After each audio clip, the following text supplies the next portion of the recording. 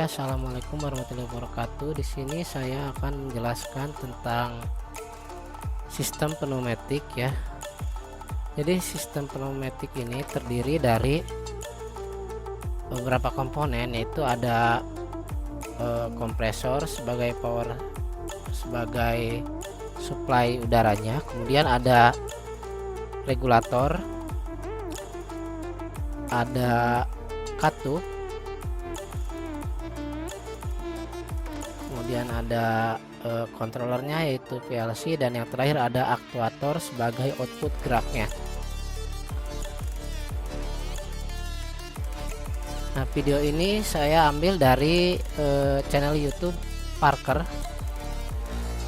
Kalian bisa mengecek langsung ke YouTube ya. Nah, yang pertama ini ada komponen yaitu kompresor. Kompresor di sini berfungsi untuk mengumpulkan udara yang ada di sekitar atau dari luar ya, seperti udara yang kita hirup sekarang ini. Oleh kompresor dikumpulkan, kemudian dikompresi sehingga menjadi udara bertekanan yang terkumpul di dalam sebuah tabung ini.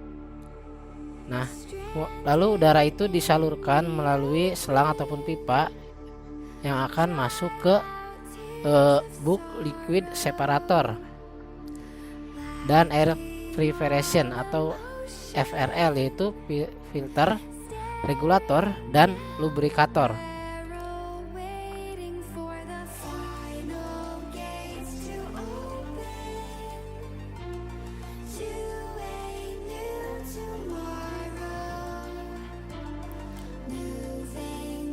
Oke, kemudian yang pertama ada bulk liquid separator ya. Nah, ini berfungsi untuk memisahkan air dengan udara. Jadi sehingga terciptalah udara yang kering. Ya, air akan turun ke bawah dan udara akan naik ke atas melalui pipa dan masuk ke filter ya. Filter di sini berfungsi untuk memisahkan udara dengan debu ataupun kotoran yang nantinya akan membuat macet komponen bergerak seperti silinder ya,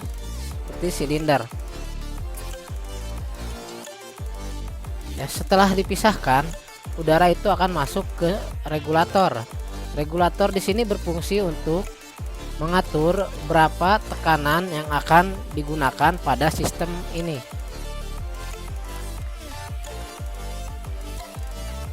Nah, cara penggunaannya itu diputar dan kemudian akan menggeser pegas yang di dalamnya tadi, dan ada manometer berfungsi untuk melihat berapa bar atau berapa tekanan yang sudah kita setting. Ya, ketika diputar maka pegas akan terdorong sehingga udara dapat mengalir keluar sesuai tekanan yang dibutuhkan. Oke, setelah dari regulator, selanjutnya udara akan masuk ke lubrikator.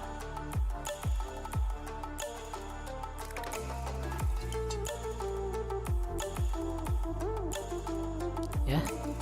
Kemudian udara masuk ke lubrikator. Fungsi lubrikator di sini adalah mencampur udara dengan minyak atau oil supaya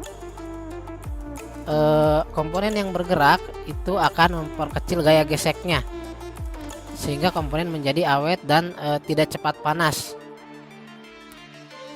Oke, setelah air preparation tadi, udara dilanjutkan ke directional control valve atau bisa disebut katup ya. Nah, katup yang digunakan di sini menggunakan elektrik atau disebutnya elektropneumatik. Nah, untuk ini nanti kita belajar di semester depan ya. Ini hanya contoh saja tentang udara yang bergeraknya melalui katup ini. Di dalamnya terdapat komponen yang bergerak maju mundur atau ke kiri ke kanan.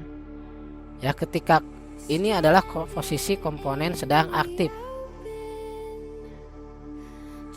Nah, dan ini adalah posisi komponen sedang tidak aktif, udara masuk melalui jalur tengah, kemudian akan keluar ke pot nomor 2 atau selang nomor 2 ya, output nomor 2 saat kondisi katup tidak aktif.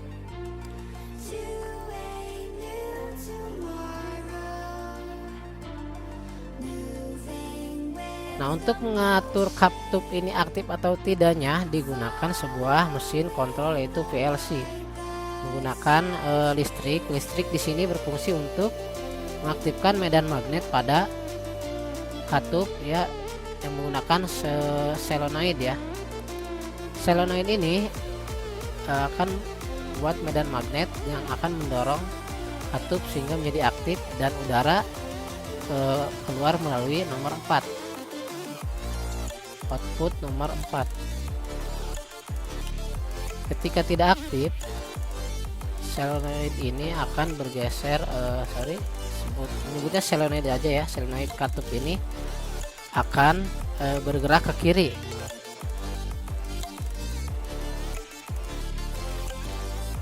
ya, sehingga katup mengalirkan udara ke nomor 2 lagi. Nah, ini adalah pegas ya,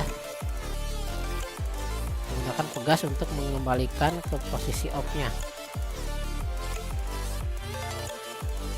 Nah, setelah dari katup ini udara dialirkan ke aktuator, yaitu berupa silinder yang bergerak keluar masuk atau maju mundur.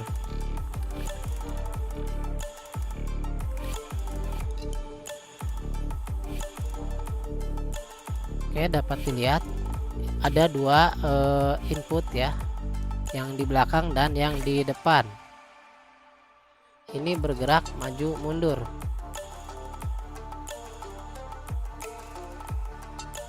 Nah, di sini berfungsi untuk mendorong blok ya supaya menyatu. Nah, ini, nah yang di belakang ini udah berfungsi untuk mendorong supaya solenoid keluar. Udara bertekanan masuk dan akan mendorong solenoid keluar. Oke, karena di depannya tidak ada tekanan, maka solenoid ini akan terdorong keluar ya.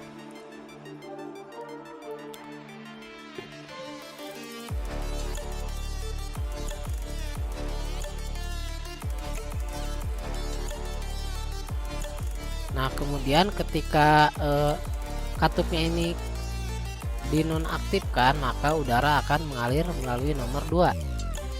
Itu akan membuat